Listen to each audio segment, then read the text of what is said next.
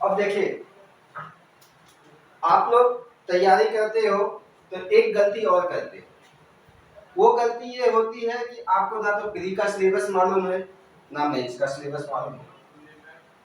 तो जब आपको सिलेबस मालूम ही नहीं है, एक अंधी दौड़ में आप जो है तैयारी किए जा रहे हो, तो उससे आपका सिलेक्शन नहीं होगा।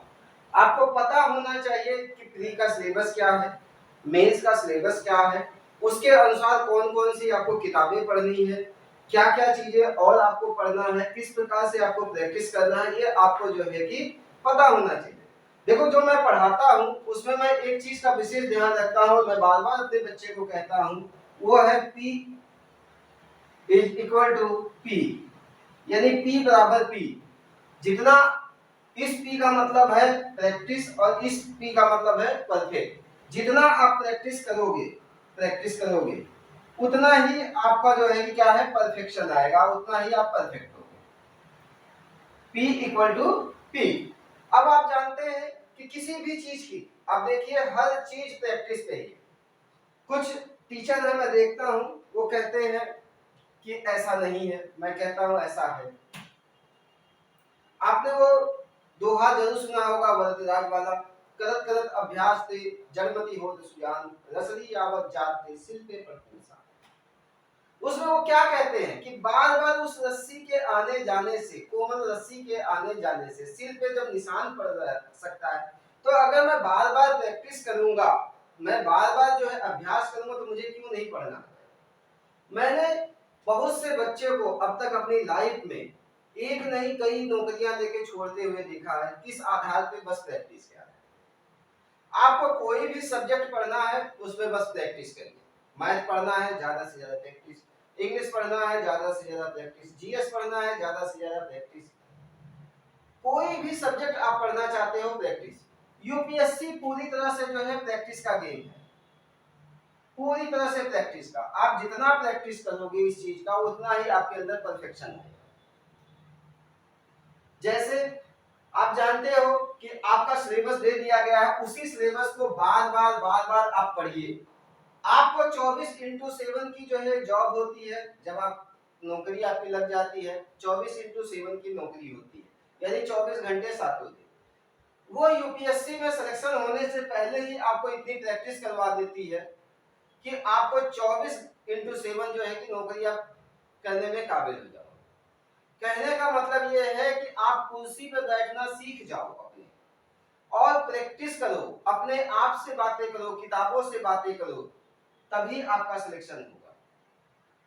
लेकिन आपको इसमें एक जो है कि अच्छा कोच भी जो है चाहिए, क्योंकि कोच क्या है, आप पे नजर रखे हुए है। कोच आपको चीजों को आसान बना के दे रहा है। जिस किताब को, जिस चैप्टर को पढ़ने में हो सकता है आपको जो है कि महीनों लग जाए, सालों लग जाए, वो किताब या वो चैप्टर आपको ना समझ में आए, लेकिन कोच क्या करता है, उसको बड़े आसानी से समझा देता है और आप उसको बड़े आराम से क्रैक कर देते हैं। तो इन बातों का ध्यान रखते हुए मैं आपके जो है कि सिलेबस पे जो है चर्चा करूंगा कि क्या क्या आपका प्री का सिलेबस है, क्या मेंस का सिलेबस है, वो जो है कि हम देखेंगे। तो प्री में अगर आप जाओगे तो प्री में आपको पता चलेगा कि जो दो पेपर होते हैं, जीएस फर्स्ट और जीएस सेकंड, उसमें क्या क्या चीजें हैं मैं बता दे रहा हूं। प्री में क्या है, दो पेपर हैं, जीएस फर्स्ट और जीएस सेकंड।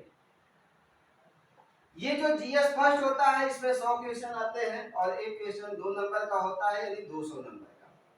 अब इसका सिलेबस मैं बताऊंगा। इसमें जीएस सेकंड में 80 क्वेश्चन आते हैं और एक क्वेश्चन होता है 2.5, यानी जो है ये भी 200 नंबर का। ये मैंने आपको पिछली क्लास में बताया था, ये क्वालिफाइंग होता है और इसका नंबर जुड़ता है, इसके आधार पे आपकी मेरिट बनती है। हेलो, अभी मैं उसका जो है कि वो सारा डिजाइन दे दूंगा ना, अभी आपको बनवाएंगे, अभी वो आएंगे, ठीक है, मैं भी क्लास ले रहा हूँ। तो ठीक है, तो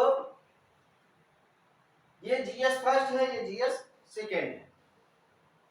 आप देखेंगे जीएस फर्स्ट में मैं आपको सिलेबस अभी बता दे रहा हूँ। जीएस फर्स्ट में है राष्ट्रीय और अंतरराष्ट्रीय घटनाक्रम, जीएस फर्स्ट में है राष्ट्रीय और अंतरराष्ट्रीय महत्व की घटनाएं। हेलो, हाँ अभी कर रहा हूँ। जीएस फर्स्ट में है राष्ट्रीय एवं अंतरराष्ट्रीय महत्व की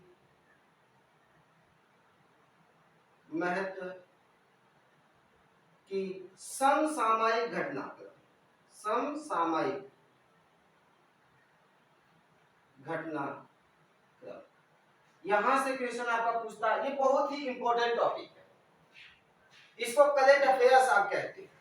लेकिन यह तभी समझ में आता है जब आपको history, polity, geography, economy, science, environmental ecology, culture इत्यादि चीजों पे आपकी पकड़ हो, तभी आपको समझ में आता है। सबसे ज्यादा अगर देखा जाए महत्वपूर्ण ये है, लेकिन इसकी महत्ता तभी समझ में आएगी जब आपको बेसिक सब्जेक्ट पता हो। क्योंकि एक तो डायरेक्ट इससे क्वेश्चन पूछता है और दूसरा इनडायरेक्ट इससे क्वेश्चन पूछता है। जैसे इससे जो है कि कुछ घटनाएं एकदम डायरेक्ट जो आ रही है उसी से पूछ देगा। दूसरा आपका मान लो हिस्ट्री में कोई चीज अभी चर्चा में है, उससे जुड़ा हुआ क्वेश्चन पूछ देगा, आप कहोगे ये हिस्ट्री का क्वेश्चन है, जबकि वो क्या होता है, हिस्ट्री प्लस करंट अफेयर्स का होता है।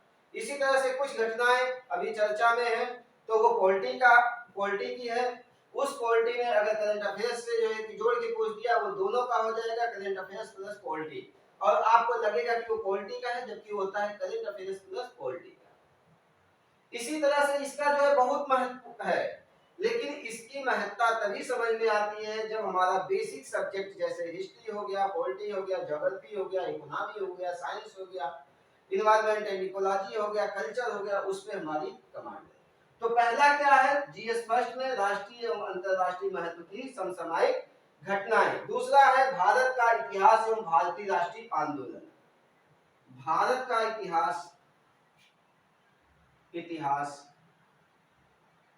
एवं भारतीय राष्ट्रीय आंदोलन।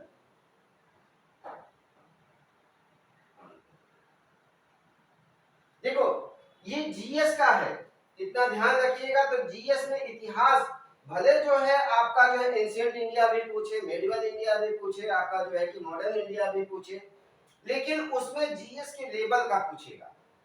अब जीएस के लेवल में जो है कि वो चीजें जरूर रहेगी जो एक सामान्य विद्यार्थी को जानना चाहिए।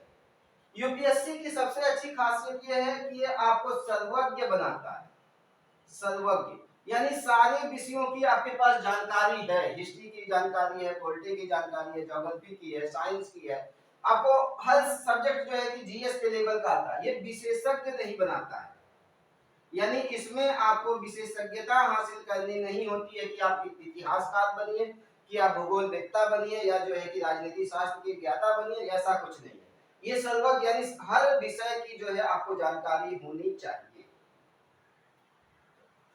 तो भारत का इतिहास एंशिएंट इंडिया से लेकर मॉडर्न इंडिया तक 1947 तक, साथ ही साथ जो है कि भारतीय राष्ट्रीय आंदोलन यानी 1757 के बाद अंग्रेजों का जो भारत पे कब्जा होता है, 1857 के बाद की घटनाएं वहां से आपको पूछता है। और ये इतना महत्वपूर्ण है कि आप कभी कभी देखोगे कि 18 से 20 क्वेश्चन यहीं से आता है। 18 से 20, कभी कभी 15 हो सकता है, कभी 18 हो सकता है, कभी 20 हो सकता है, कभी 22 हो सकता है। और अगर इस पे आपकी कमांड अच्छे से नहीं है तो 100 में से समझ लो कि आप जो है 20 क्वेश्चन घाटे में।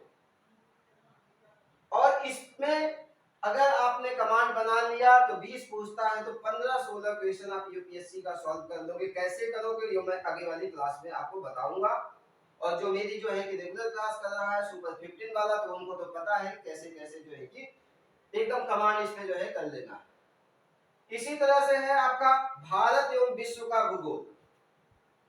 भारत एवं विश्व का भूगोल। ये जो भारत एवं विश्व का भूगोल है, इसमें प्राकृतिक, सामाजिक, आर्थिक भूगोल पूछा जाता है। कौन कौन सा भूगोल? प्राकृतिक, आर्थिक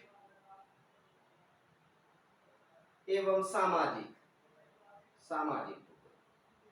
अब ये देख रहे हो, ये अर्थव्यवस्था से भी जुड़ा हुआ,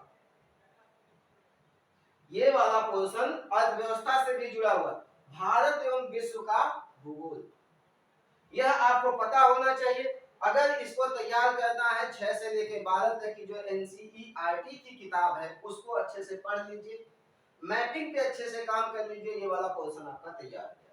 और इसका भी रेशियो अगर आप देखोगे तो 15 से 20 क्वेश्चन का ही रेशियो इसका रहता है, और अगर इसमें जो है इकोनॉमी वाला भी पोर्शन जोड़ दे तो दोनों को मिला के, यानी भूगोल और इकोनॉमी को मिला के 30 क्वेश्चन से ज्यादा होता है। बहुत से बच्चों का यही वाला पोर्शन कमजोर होता है, तो इसको भी जो है अच्छे से करना है। कैसे करेंगे वो हम आपसे चर्चा करेंगे। तो दो चीजें ये हो गई आपकी। फिर आगे क्या होता है, आगे होता है आपका भारतीय राज्य व्यवस्था एवं शासन व्यवस्था, भारतीय राज्य व्यवस्था एवं शासन व्यवस्था।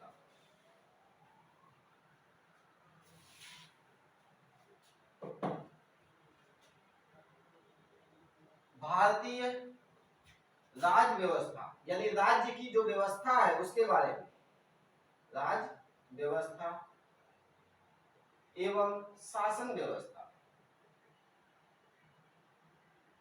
इसमें कहां-कहां से आती है चीजें, तो इसमें संविधान है, राजनीतिक प्रणाली है, पंचायती व्यवस्था, राज व्यवस्था है, सार्वजनिक यानी लोक नीति है, अधिकार संबंधी मुद्दे इत्यादि।